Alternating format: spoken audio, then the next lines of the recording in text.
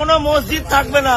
তো hello guys, অশোকনগরে পাড়ায় পাড়ায় মোড়ে মোড়ে সব মন্দির করা শুরু করে দিয়েছে। যারা বিজেপি সেনা আছো সবাই শুরু করে দাও মন্দির করা, কোনো মসজিদ থাকবে না, কোনো মসজিদ থাকবে না। মুসলমানদের উপর একের পর এক নির্যাতন জুলুম ভারতের ময়দানে হচ্ছে, কথা বলে ঠিক না বেটে? আমার মসজিদ তারা ভেঙে দিয়েছে, মুসলমানদের ঘর বাড়িতে আগুন জ্বালিয়ে দিয়েছে, মুসলমানদের মসজিদে আগুন জ্বালিয়ে দিয়েছে, মুসলমানদের নারীদের নির্যাতন করেছে, মুসলমানদের শিশুদেরকে হত্যা করেছে সেই ভারতের মোদী সরকার, কথা বলে ঠিক না বেটে? আমরা সেই দেখতে পাচ্ছি আজ ভারতের সেই গাজওয়াতুল হিন্দ যুদ্ধের পটভূমি তৈরি হয়ে গেছে।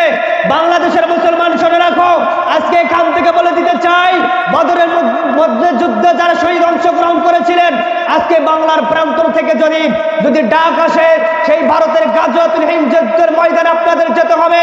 প্রয়োজনে বাড়ি ছাড়তে হবে, প্রয়োজনে ঘর ছাড়তে হবে, প্রয়োজনে স্ত্রী ছাড়তে হবে, পরিবার ছাড়তে হবে। সেই পরিবার ছেড়ে যদি গাজওয়াতুল হিন্দ যুদ্ধে যদি অংশগ্রহণ করতে হয়, মুসলমান তোমরা রাজি আছো না নাই?